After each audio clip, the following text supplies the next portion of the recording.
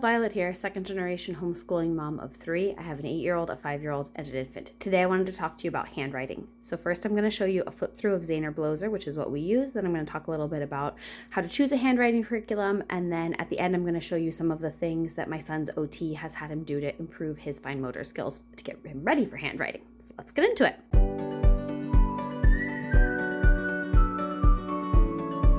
All right, so let's take a look at the kindergarten first. The earlier levels of Zaner-Bloser are set up like this through 2nd grade, and then in 3rd grade they switch to this vertical orientation.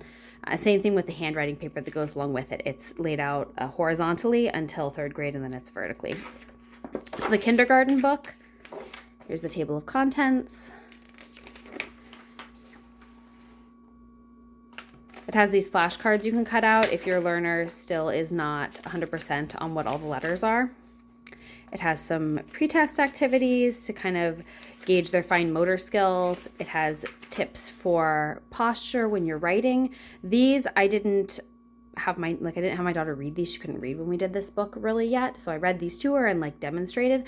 And they have all through all the Zaner-Bloser books, they have these QR codes that you can scan and it'll show you a video. So if your child would prefer to watch the video or you need that to help you, it's there for you. You really don't need the teacher guide for these books. Teacher guide has classroom type stuff, but everything you need to teach this is right here, especially because it does have these QR codes that show you how to draw all of the letters. So if you're wondering how to form any of the letters or if it's different than how you were taught to form your letters, the videos will show you exactly how to do it.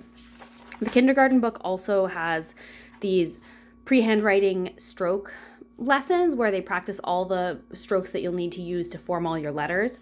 And to go along with that, it has these cardboard, I don't know if you can see really well, but there are these cardboard punch-out pieces that you can use to build all the letters. If your learner isn't quite ready to start handwriting right away, you can build all the letters out of these first. And then you can start to work on this kind of stuff and then eventually work up to the handwriting.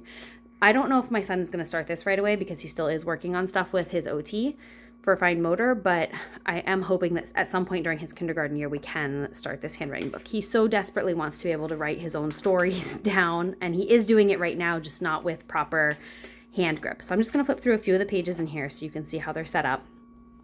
They do not teach letters in alphabetical order. They group them based on the strokes that you use. So all the letters that have this kind of curve, you learn all one right after another. The capital E is here because the lowercase e uses that curve.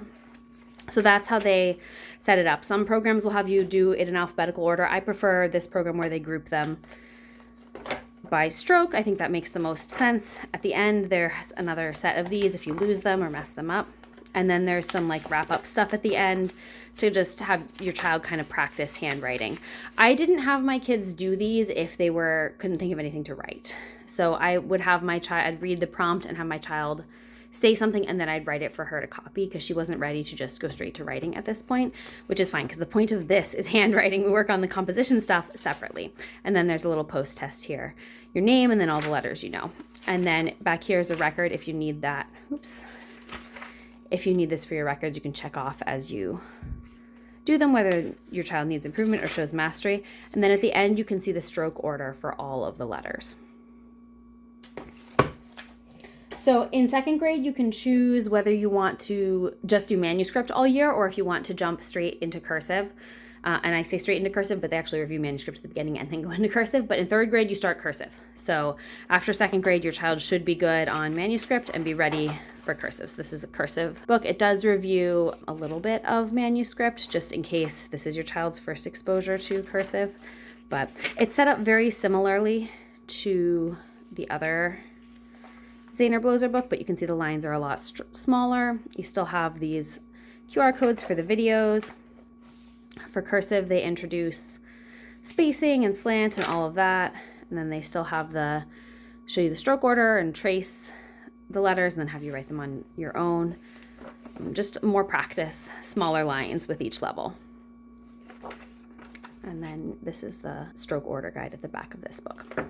And then I always buy the paper that goes along with Zaner-Bloser. This is the official Zaner-Bloser paper, because then it matches what they're doing in their handwriting book. So when they do their assignments, they aren't having to deal with the extra cognitive load of figuring out how to write on paper that's set up differently than what they're practicing in their handwriting program.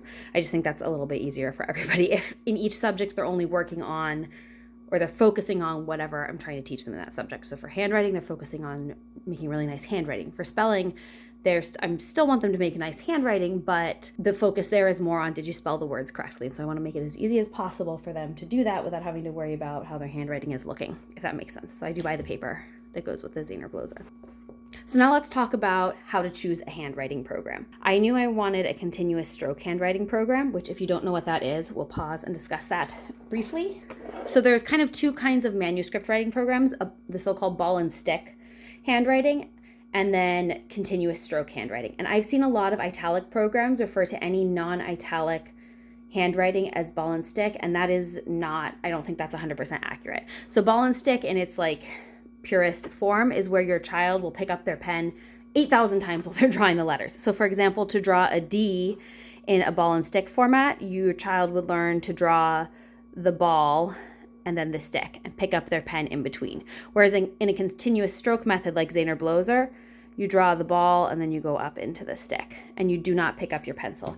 And you can see when you're looking at the stroke order guide for Zaner-Bloser, they have this one here. That's where you put your pencil down, and then the arrows show you what to do, and there's no second number because you don't ever pick up your pencil.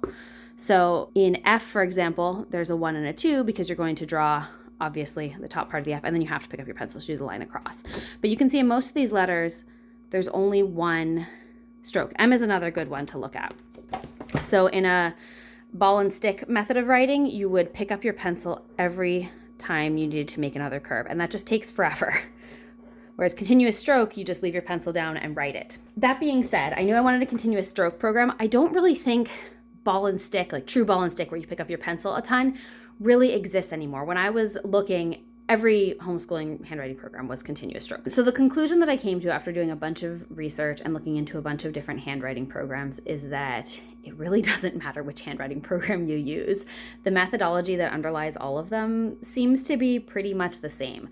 I have yet to encounter one that is ball and stick. There are a few programs where, like Houghton Mifflin Harcourt, I think you can, if you go into their catalog, that's like a school textbook publishing company, you can find a ball and stick handwriting program, but their main handwriting program is continuous stroke. And all the big handwriting programs that people use all the time are continuous stroke. So Zaner-Bloser is continuous stroke, Handwriting Without Tears is continuous stroke, The Good and the Beautiful, not secular, but it uses Zaner-Bloser, so it's very similar. I think it's grouped alphabetically instead of by stroke order. Rhythm of Handwriting, which is Logic of English, is handwriting program, is continuous stroke. Getty-Dubay, Danielian, like all those italic ones are also all continuous stroke. That's their whole big thing. So if you're freaking out about handwriting curriculum, don't. My advice would be choose one with a font that you like. If you want your child's handwriting to look nice, choose a model that you like the look of. And so that's what I did when I was choosing Zaner-Bloser. I also used Zaner-Bloser as a kid. I was homeschooled and my mom taught me Zaner-Bloser. So I like Zaner-Bloser's font, especially their cursive font. I preferred it to a lot of the other programs' cursive fonts. And for the manuscript, I wanted something. My kids are very literal and they don't like change. So I know some people start with cursive, and if your child is dyslexic or struggling with handwriting, sometimes starting with cursive is easier. So I think Rhythm of Handwriting, you have the option to start with cursive. But I knew that I wanted to start with manuscript so that the letters that they were writing matched as closely as possible the look of the letters that they were learning to read. And that's also why I went with Zaner-Bloser instead of an italic program, because for italic programs, their letters all slant. And so that's not a huge deal, but I thought my kids would probably be a little bit happier with kind of straight up and down normal manuscript letters, and then we'd move on to the slanty cursive when we got there, and hopefully it wouldn't be a problem. And it wasn't a problem for my daughter, so yay. And then the other reason that I chose Zaner-Bloser is all of my friends' kids are also using Zaner-Bloser at school, so if I did have to put my kids into school, they would already be familiar with handwriting. I don't usually look at what the schools around me are doing, but it is for something like handwriting where you build on what you learn, and changing fonts is kind of a pain in the butt because then you have to relearn how to draw the letters. I did consider it. It wasn't a huge consideration, but it was another like check in the pro column for Zaner-Bloser. But really the big thing was I liked the font of this and I used it as a kid, so I was familiar with it and how to teach it. Now, if my kids had struggled with Zaner-Bloser, I would have used Getty-Dubay. And I don't have a Getty-Dubay kid textbook. This is their handwriting program for adults. One of my friends was giving it away, and so I snatched it up. But I'm going to show it to you so you can see what an italic font looks like. Danielian's another popular like italic font.